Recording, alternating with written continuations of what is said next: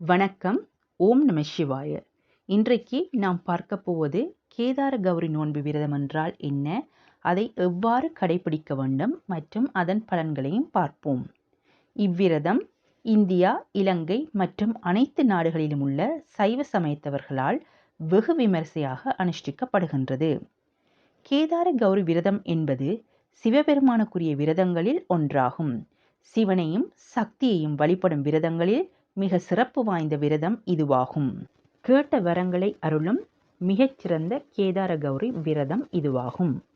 தொன்மை வாய்ந்த இவ்விரத நோன்பு ஸ்வஸ்தி ஸ்ரீ மங்களகரமான விசுவாவசு வருடம் புரட்டாதி மாதம் 16ஆம் நாள் 2/10/2025 வியாழக்கிழமை ஆரம்பித்து ஐப்பசி மாதம் 4ஆம் நாள் 21/10/2025 செவ்வாய்க்கிழமை கூடிய அமாவாசை தினத்தன்று நிறைவு பெறுகின்றது.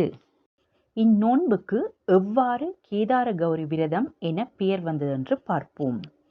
இவ்விரதத்தை முதலில் சக்தியாகிய கௌரி தேவி சிவனை நோக்கி இருந்தமையால் தான் இதற்கு கௌரி நோன்பு என்று பெயர் வந்தது.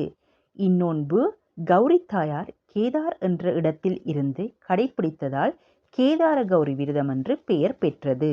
இந்நோன்பு உருவான கதையை பார்ப்போம். கைலாயத்தில் பரமசிவனும் பார்வதியும் வீற்றிருந்தனர். பிரம்மா, விஷ்ணு 33 தேவர்களும் ரிஷிகளும் அனுதினமும் சிவனையும் பார்வதியும் வலம் வந்து வணங்கிச் செல்வார்கள். ஆனால் பிரிங்கி முனிவர் மட்டும் பார்வதியை விடுத்து சிவபெருமானை மட்டும் வலம் வந்து வணங்கிச் செல்வதை வழக்கமாக வைத்திருந்தார்.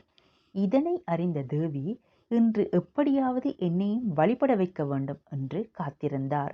பிரிங்கி முனிவரும் காத்திருந்தார். ஆனால் தேவி அசைவதாக தெரியவில்லை.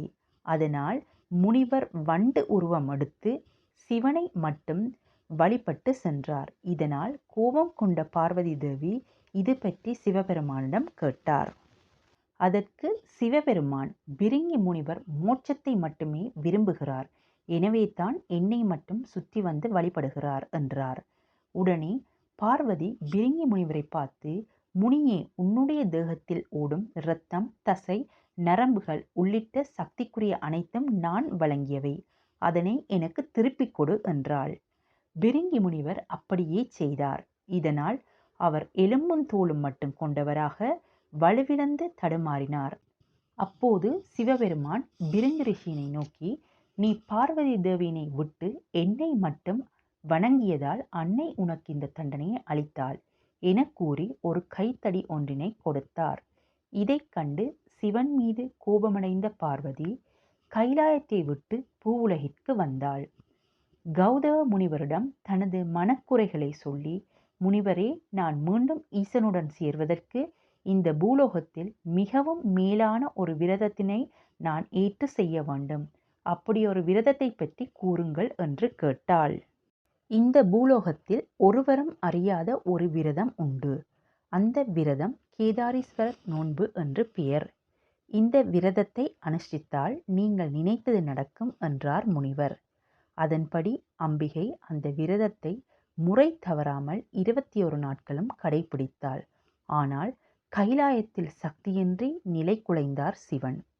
இதையடுத்து விரதத்தின் 21ஆம் நாள் அன்று தேவகணங்கள் சூழ அம்பிகைக்கு சிவபெருமான் காட்சியளித்தார். அதோடு தனது இடப்பாகத்தினை அம்பிகைக்கு அளித்து அர்த்தநாரீஸ்வரராக கைலாயம் சென்றார்கள். இதுவே கேதார கௌரி விரதம் ஆகும். இவ்விரதத்தை யாரெல்லாம் எவ்வாறு அனுஷ்டிக்கலாம் என்று பார்ப்போம். இது பெண்களுக்கு மிகவும் சிறப்பான விரதம் ஆகும்.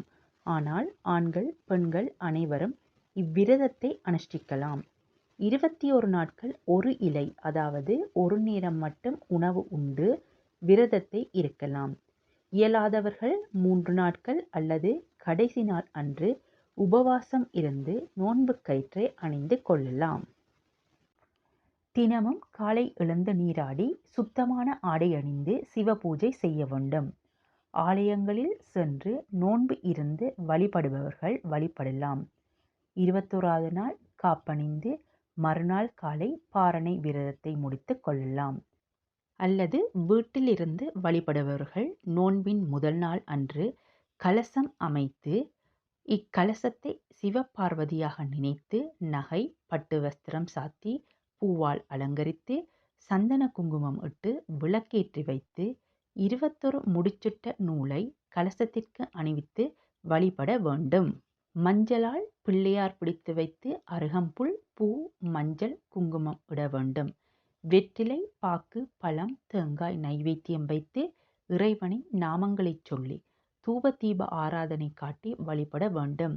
அதனையே பின்பு பிரசாதமாக உட்கொள்ளலாம். 21ஆம் நாள் ஐப்பசி அமாவாசை அன்று 21 அதிரசம், 21 வாழைப்பழம், 21 மஞ்சள், 21 வெற்றிலை, 21 பாக்கு, தேங்காய், சந்தனம், பூக்கள் வைத்து வழிபடுவர். அதோடு இறைவனின் நாமங்களைச் சொல்லி தூப தீப ஆராதனை செய்து நைவேத்தியம் படைத்து வழிபட வேண்டும். வீட்டில் உள்ள பெரியவர்கள் மூலம் நோன்பு கயிறை அணிந்து கொள்ளலாம். ஆண்கள் வலது கையிலும் பெண்கள் இடது கையிலும் நோன்பு கயிறு கட்டிக்கொள்ள வேண்டும். வருவோர்க்கு மஞ்சள், குங்குமம், தாம்பூலம் கொடுக்க வேண்டும். இவ்வாறு செய்து வந்தால் 21வது நாள் சிவபெருமான் காட்சி அளித்து வேண்டிய வரம் அளிப்பார் என்பது ஐதீகம். அடுத்த நாள் பாரணியோடு இவ்விரதம் நிறைவு பெறும். நன்றி, வணக்கம். ஓம் நம சிவாய.